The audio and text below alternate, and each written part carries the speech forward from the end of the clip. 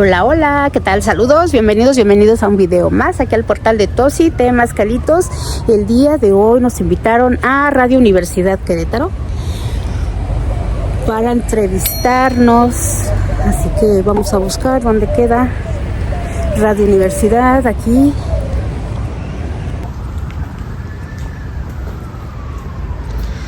Vamos a ver si es por allá. Yo me perdí. Ciudad. A una comunidad indígena, pero de aquí de Querétaro, de San Antonio de la Cal. Iba a venir también con Mari Carmen Olvera, su hermana, pero pues como tuvo actividades, pues ya no pudo estar con nosotros. Sí, pero aquí estamos para seguir, dando a conocer todo lo que es la medicina tradicional mexicana. La medicina tradicional mexicana, porque tanto Mari Carmen como María Elena Olvera pues son médicas tradicionales. Ellas, como les digo, son de San Antonio de la Cal, municipio de Tolimán, y en este caso María Elena nos va a hablar de la salud de las mujeres en este sitio ubicado al otro lado de la Peña de Bernal, porque para quienes no conozcan a San Antonio de la Cal, pues hagan de cuenta que llegan a Bernal, se siguen todavía hacia adelante unos kilómetros y van a dar a San Antonio de la Cal, un lugar muy bonito, que justamente queda al otro lado de ese enorme monolito. Y para empezar, María Elena,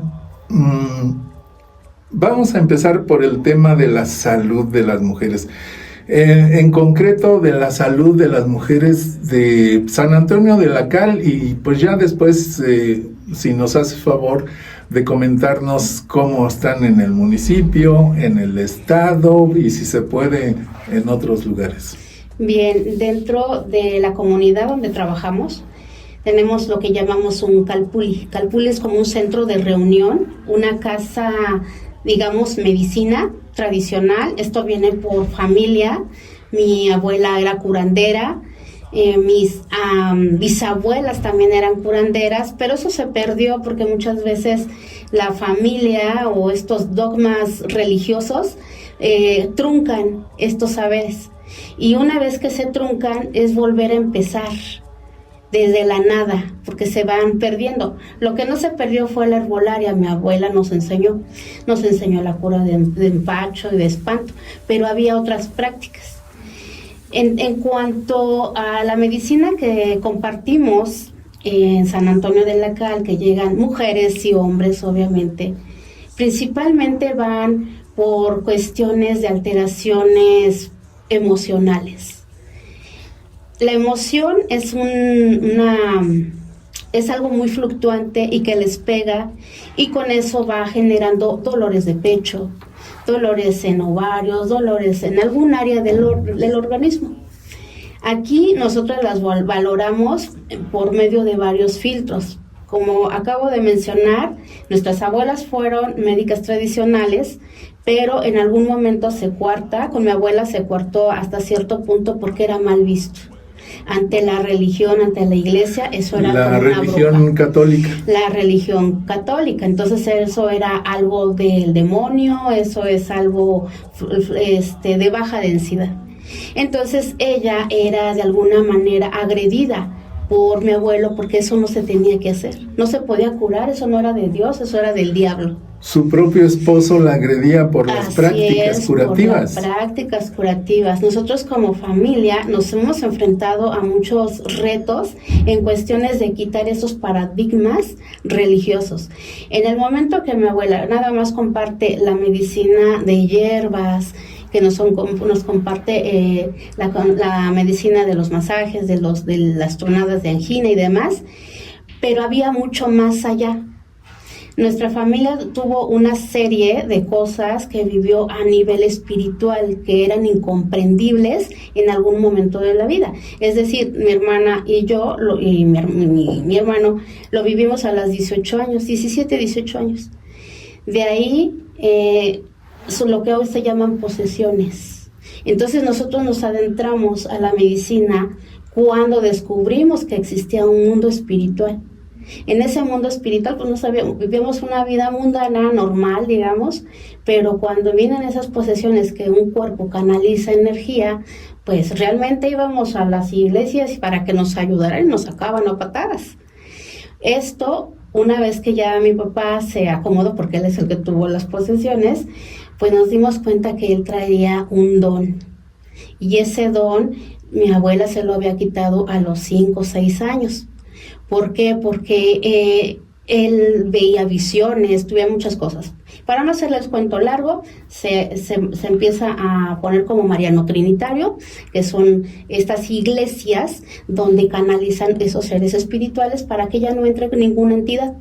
Una vez que ya pasó esto, nos da la pauta, nos abre el camino para aprender cosas que no estaban en ese tiempo. Estoy hablando de unos 25 años más o menos, estaba muy cerrado la medicina y todo era mucha charlatanería. Es cuando empezamos a estudiar lo que es la medicina ancestral del México antiguo y de todas las religiones.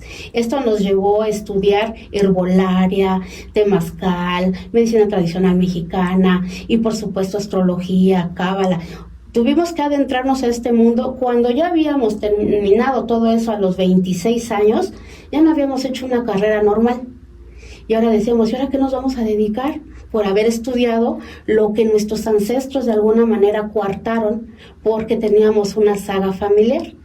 Muchos curanderos nos preguntan de cómo llegamos aquí y les dijimos, no fue de una forma bonita, porque muchos curanderos es, yo quiero aprender esto y qué padre. Nosotros nos vino por un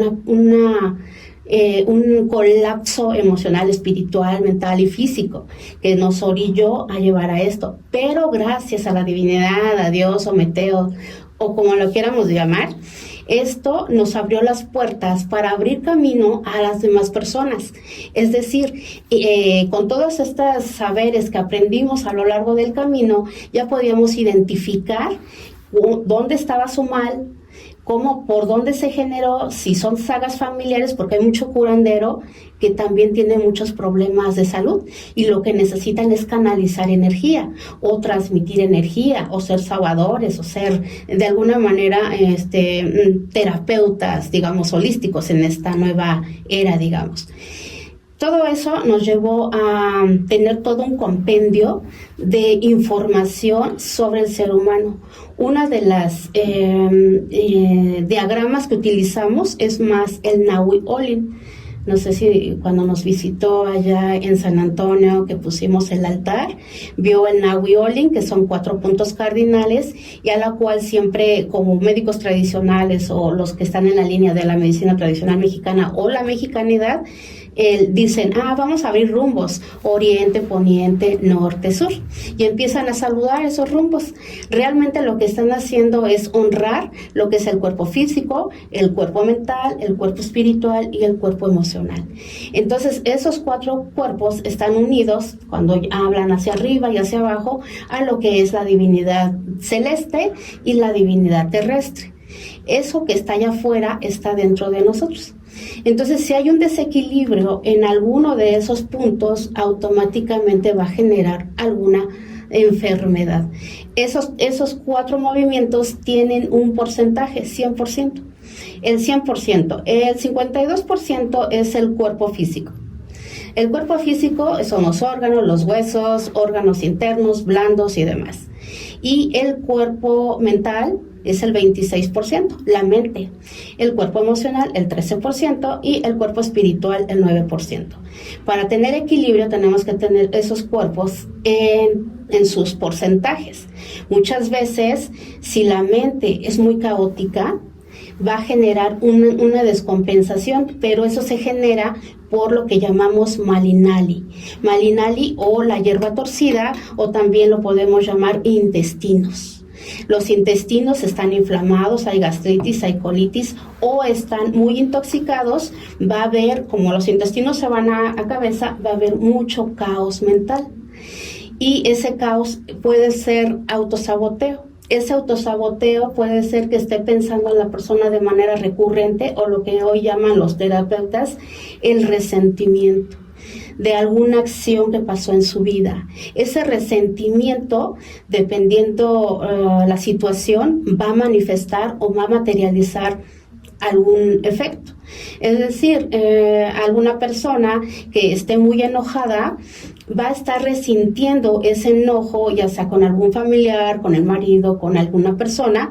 El cuerpo da por hecho que es verdad y supongamos es un coraje muy fuerte, se genera emoción y se genera pasión, que es el espíritu, la parte mental, y el hígado hace, por ejemplo, si se está yendo al enojo, empieza a secretar calcio, secreta bilis y así es una piedrita. Y esa piedrita, pues obviamente afecta la salud de las personas.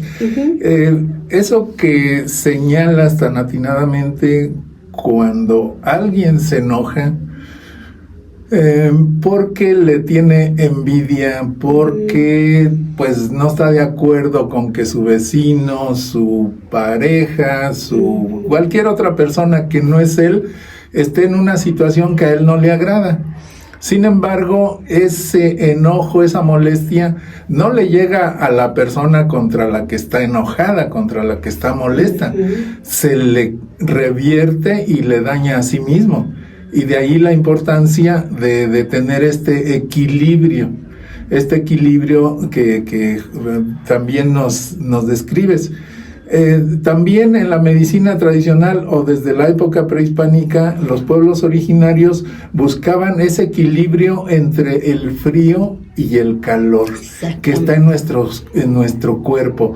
¿Eso cómo se logra, María Elena? Eso, por ejemplo, ahorita mencionamos el coraje. El hígado es un órgano caliente, entonces va a generar enfermedades calientes. El riñón es una enfermedad fría. Huesos es una enfermedad fría, articulaciones es una enfermedad fría, por ejemplo el cáncer es una enfermedad caliente, de muchos enojos, de muchos resentimientos. Una enfermedad o un dolor, el dolor es considerado frío. Así vamos diagnosticando a las pacientes. Quiere decir, por ejemplo, hace algunos días tuve una paciente que tiene dolor en el pecho. Y ese dolor de pecho no se lo encontraron con la ciencia médica. Ya se fue al psicólogo y el psicólogo ya la está tratando de enviar al psiquiatra. Porque dice, si sus estudios dicen que no tiene nada y ya le mandaron medicamentos, se acabó el tratamiento y no es nada, usted nada más está llamando la atención. Vamos a llevarla al psicólogo, pero de aquí va a tomar sus medicamentos y de aquí se va a ir a psiquiatra si no se compone. El dolor no se quitaba. Y no se ha quitado hasta, ya disminuyó un poquito. Mi hermana ya le hizo algunas curaciones, digamos, espirituales, pero nos dimos cuenta que ella está trayendo una emoción de hace 13 años. Nosotros nos manejamos por ciclos y hace 13 años ella fue golpeada por la expareja y esa emoción todavía la trae. Son memorias emocionales. Entonces el pecho, el sentimiento de traición, porque la engañó con otra persona, es muy fuerte. Y no se la van a quitar los medicamentos hasta que ella vi su fecha de nacimiento y que le había pasado una trecena atrás. Solamente así empezó a bajar un poco el dolor y curarla de susto porque se empezó a deprimir y eso ayudó, la cura de susto ayuda a que suba su nivel de energía. Entonces el dolor es una enfermedad fría, es una enfermedad de emoción. ¿Por qué? Porque eso es lo que representa lo frío, lo quieto, lo oscuro, que es las enfermedades frías. Las enfermedades calientes, que son las inflamatorias, pues obviamente es el hígado, por ejemplo, o articulares, que también puede ser, dependiendo, si están frías, van a doler mucho, o si no duelen y están inflamadas, es caliente. O sea, en el mismo cuerpo pueden estar las dos energías. En el temazcal que utilizamos dos tipos de temazcal, circular y el temazcal cuadrado. En el temazcal circular usamos para cuestiones, digamos, emocionales, que se liberen. Y el temazcal cuadrado ya para tratar esos síntomas de frío y calor. Y el temazcal va regulando esas funciones. El temazcal justamente cumple esa función de regular esa parte nuestra que está entre lo frío o lo caliente y lo frío. Y el temazcal tiene esa función justamente de dejarnos en un justo medio donde no estemos descompensados Sí. Uh-huh. de un lado o para el otro lado. Tocaste ahorita algo muy interesante que es el temazcal, que Sí. es también una forma, que es una estructura donde a través del calor se da este procedimiento. Y este temazcal pues también viene de épocas pues precuautémicas o prehispánicas, como decimos la mayoría. Sí. Sin embargo, todo esto que nos estás comentando, para la ciencia médica, para la alopatía, pues todo esto o no existe, o no lo quieren ver, o no solo no lo quieren ver, sino que lo combaten. Sí. ¿Cómo te enfrentas a esta situación ante la ciencia médica, ante los médicos alópatas que apenas escuchan hablar de algo como lo que tú nos estás explicando? Uh-huh. Y enseguida, automáticamente lo catalogan de charlatanería? O sea, nada más escuchan una palabra y eso es charlatanería y lo descalifican. Y no solo en los casos extremos, no solo lo descalifican, sino lo combaten, como sí. lo estuvo haciendo la Iglesia Católica. Sí. Pero, ¿qué te parece si nos respondes una vez que regresemos? Recuerden que estamos con María Elena Olvera, médica tradicional de San Antonio de la Cal, municipio de Tolimán, quien nos informa de la salud de las mujeres de este sitio ubicado al otro lado de la Peña de Bernal, pero en general lo que es la salud y la enfermedad. Y pues le preguntábamos antes de hacer el corte que ¿qué experiencia han tenido con los médicos alópatas, que en muchas de las ocasiones creen que esto pues es algo que ni siquiera debería de existir? Sin embargo, antes de que nos responda, vamos a leer un mensaje de Toro Tatán que nos dice: saludos, muy interesante. ¿Dónde las encontramos? En San Antonio de la Cal, barrio Álamo. Ahí es el barrio Álamo. Yo vivo en un cerrito, no hay nada, la última casita en San Antonio de la Cal. Y al ratito dejamos nuestros redes sociales. Bueno, tenemos un canal de YouTube para seguir informando esta medicina, porque de alguna manera se ha distorsionado mucho la información. ¿Cuál es el canal de YouTube? El portal de Tosi. Portal de Tosi en YouTube. En YouTube hablo de temazcales ahí básicamente, hablo de herbolaria, también hablo de muchos temas. Voy a meter ahorita los numerales para conocernos y qué enfermedades puede generar un numeral. Y eso brevemente de cómo ha sido la aceptación o el rechazo de los médicos alópatas. Bueno, afortunadamente hasta ahorita no nos han rechazado, a mi hermana ni a mí, creo ahorita, nos hemos sentido privilegiadas.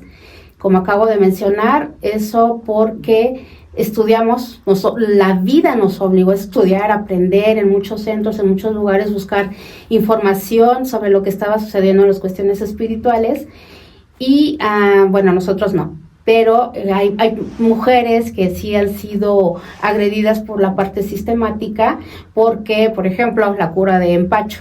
¿Por qué te afecta una cura de empacho? Porque muchos médicos si llegan a decir, no haga eso, esto es contraproducente, le puede afectar, pero realmente lo que estamos haciendo es quitar una emoción del niño al comer ¿cómo se llama? Un alimento.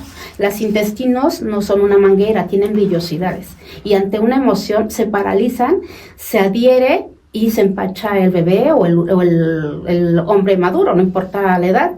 Entonces hacemos movimientos intestinales para quitarse. Eso para la ciencia médica dice no, eso no funciona, eso no tiene por qué ser, pero cuando tronamos lo que llamamos el espinazo, truena, se libera. Con manteca pan puerco. Con pan puerco. Yo me acuerdo porque me he sometido a esa práctica y que es una práctica ancestral. Sí. O sea, esto no es algo que ustedes hayan inventado hace 5 años, 10 años. Esto viene de cientos de años, tal vez miles de años como práctica curativa. Sí.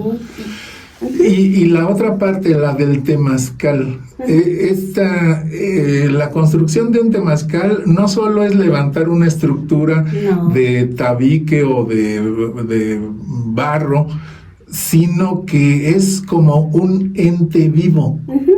¿Cómo es? Realmente se les llama como lugares sagrados. Tiene muchas definiciones, temazcal, nosotros como zona otomí, es Gifi, que es baño de humo. Nosotros baño de humo. Es baño de humo. Para cada cultura tiene un nombre diferente, en zapoteco, en mixteco, en maya, pero al fin de cuentas es el baño de vapor. Esas casas de vapor regulan, como acabamos de mencionar hace un rato, las enfermedades frías y calientes. Tú entras a un temazcal y si hay un desequilibrio, cualquiera que sea, el cuerpo empieza a sentir escalofríos. Y eso, el temazcal va regulando esos cuerpos, digamos, donde está el frío y el calor dentro del mismo cuerpo. A muchos les da por vomitar, al otro día les da escalofríos, se sienten cansados, va a tener como varias sintomatologías. Es una casa que para ser construida antiguamente era bajo tránsitos celestes, para ya sea ceremoniales, para temazcales familiares, o sea, no nada más es el temazcal por temazcal, sino que existían como una gama de temazcales, incluso para la grana cochinilla, para los pigmentos de tela, o sea, también existía para eso, para el cacao, pues, tenía una rama infinita. El temazcal hace una función depurativa, expansiva y contractiva del mismo cuerpo, regulando. No va a ser a la primera, obviamente, pero con regularidad asistir a un temazcal fortalece huesos, fortalece mucho el sistema inmune y entra uno en la oscuridad, que estimula la glándula pituitaria y que es lo que crea nuevamente glándula pituitaria va generada con gónadas, timo, gónadas, riñones, entonces empieza a regular. La casa se hace en base a, como decía, tránsitos celestes. Hoy ya se olvidó todo eso. Ya nada más es con que se pida permiso al lugar, se abra un poquito la tierra para pedir permiso, porque ella es la que va a sostener todo lo que se va a estar lavando dentro de ese temazcal, emociones y demás, para que no sean todos afectados. Y la parte principal son las piedras calientes. Las piedras calientes o lo que son las piedras volcánicas, que hay una gama de piedras, lo que van a aportar es silicio, calcio, magnesio al momento de estar echando o virtiendo el agua o el té para las piedras. Este vapor se vuelve medicinal, entra por el poro y obviamente se vuelve algo terapéutico. Algo terapéutico, algo que cura, algo que sana. Y esta parte del temazcal, para aquellas personas que nos están escuchando, nos decías antes de entrar al aire que tu hermana, Mari Carmen, es promotora en el INPI, sí. el Instituto Nacional de los Pueblos Indígenas. Así es. Y que allí promueven proyectos culturales para comunitarios. Así es. Entonces, si alguien quiere construir un temazcal, ahí puede ser que reciban el apoyo para hacerlo. Claro. Pero ¿qué requisitos son? Sí, INPI sube propuestas. Ustedes se pueden meter a la página. Ahorita no tengo la información, pero ahí sube uno qué es lo que quiere materializar. Si ustedes son curanderos de familia, de saga familiar, y quieren, no sé, tener un consultorio, les apoyan con consultorios equipados, apoyan con temazcal o apoyan también con elaboración de productos, apoyan con la enseñanza de la medicina tradicional mexicana, con los masajes. O sea, ustedes tienen que elegir qué es lo que les gusta o qué quieren desarrollar, meten su proyecto a INPI, qué es lo que necesitan, mínimo unas como 12 personas o 10 personas, porque tiene que ir una organización como grupo, porque se les va a enseñar o a capacitar a todo el grupo para masajes, para elaboración de productos, para las terapias que vayan a dar. Y tiene que haber un tesorero, un secretario y todo un compendio de organigrama para ese proyecto. Una vez que ya se solicitó, por ejemplo, un proyecto de un temazcal, ¿para qué quieren ese temazcal? ¿Por qué en esa comunidad no hay temazcal? Que lo que se pretende ahorita es que en todas las comunidades haya un temazcal. Y automáticamente ese proyecto entra a INPI Querétaro, INPI Guanajuato, y son llevadas a INPI Ciudad de México. Ellos hacen la valoración. Mi hermana, como promotora de esto, le llega la información, tu proyecto sí pasó, y INPI y el gobierno federal de alguna manera proporcionan el recurso. Depende del temazcal. Hay veces que les dan 100,000 pesos, 150 o nada más lo básico, ¿no? Para el temazcal. Todo depende del proyecto, qué tan bueno esté el proyecto. Y se meten, ahorita ya se entregaron los proyectos en el mes de noviembre y estos van a salir hasta febrero-marzo. Quienes ya fueron aceptados, una vez que ya fueron aceptados, se da como un plazo de 2 meses y se les entrega el recurso y tienen 3 meses para hacer el temazcal en este caso, y INPI nos manda a nosotras como para capacitarlos. Y los capacitamos esos 3 meses, teoría y práctica. En lo que está el temazcal, nos vamos a visitar a diferentes temazcales para que vayan quitándose las vendas de los ojos de un solo temazcal, porque si tienen un solo maestro, se quedan con esa parte cuadrada y tienen que aprender de muchos lados para que puedan integrar y abrir un poco más la mente, y que no nada más es una forma de guiar el temazcal. O sea, tienen que tener el conocimiento de la diversidad, sí, para que puedan, obviamente, pues conducir de mejor manera el funcionamiento, en este caso, de un temazcal. También cuando yo pude ir a San Antonio de la Cal, que escuché algunas pláticas que ustedes dieron en torno a la salud de las mujeres principalmente, me llamó algo mucho la atención, que es lo que ustedes hacen referencia a los alimentos chatarra. Es cómo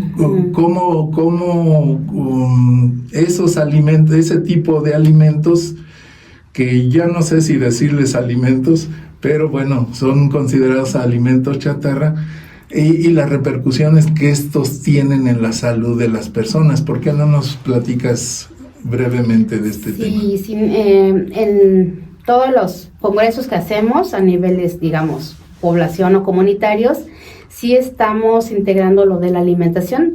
En el México antiguo se llamaba el Tlali-Tlacuali, el buen comer. Entonces también tenía sus porcentajes. ¿Qué es lo que tienes que comer? Tenemos que comer mucho más verduras, definitivamente. Dentro del diagrama que acabo de mencionar, que está en los 4 movimientos, el 52% es más frijol, maíz, digamos la tortilla, el arroz si quieres, porque entra dentro de los granos, y las leguminosas, y el 26%, que es la mente, está todo lo plano y verde. Todo lo plano y verde son los nopales, los quelites y todas esas hierbitas. Y el 13% está todo lo que es, digamos, boludito frutoso, que es el aguacate, jitomate, del México antiguo. Y solamente el 9% es carne, o sea, un chapulín. Eso era lo que se tenía que comer. Se distorsiona todo eso y se come más carne, que es el 52%, se come muy poca verdura y eso descompensa. Entonces el intestino no está acostumbrado a tanto procesamiento. Y las energías, el cuerpo come y empieza a procesar y no sabe ese alimento para dónde lo va a llevar. Hagamos un claro ejemplo con la Maruchan.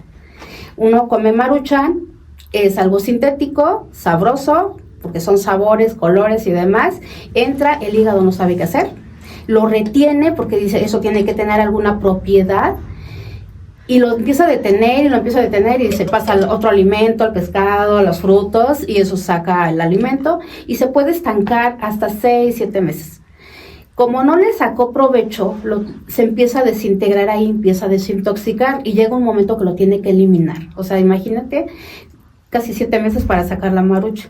Y si se tomó maruchan en cada mes, va tardando y va intoxicando el cuerpo.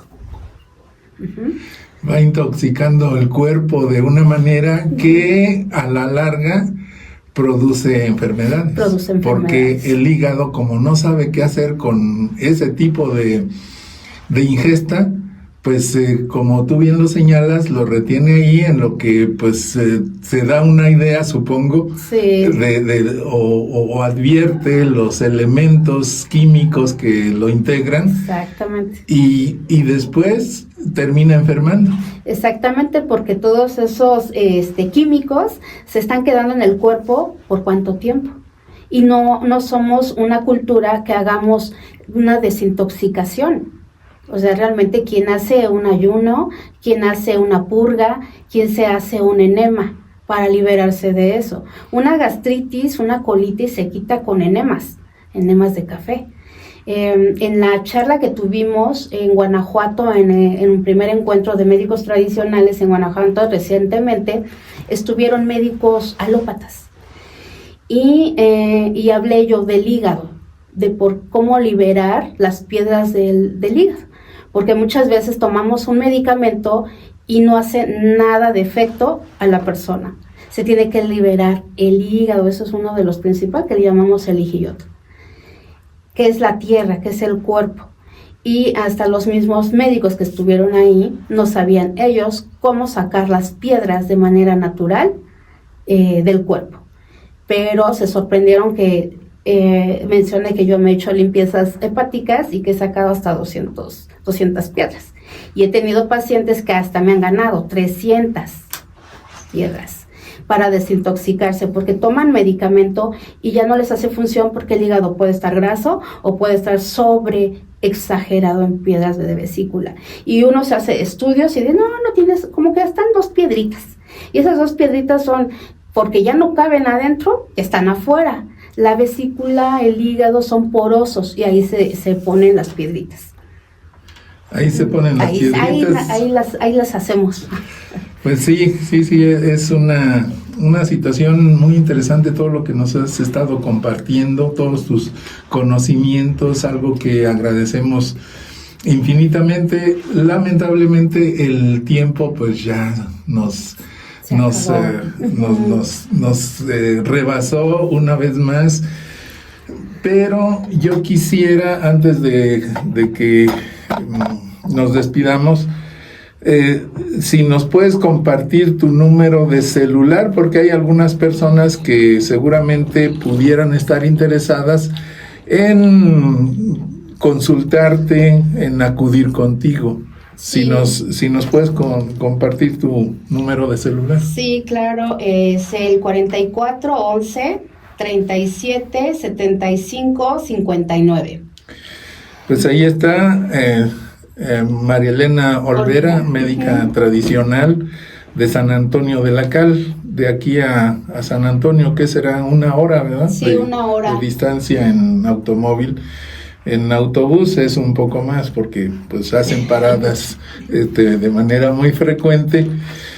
Pero pues María Elena Olvera, te agradezco que hayas estado con nosotros esta mañana aquí. Sí, muchísimas gracias. Espero les sirva esta información por lo poquito que llegamos a compartir. Y bueno, muchísimas gracias de verdad a Radio Universidad.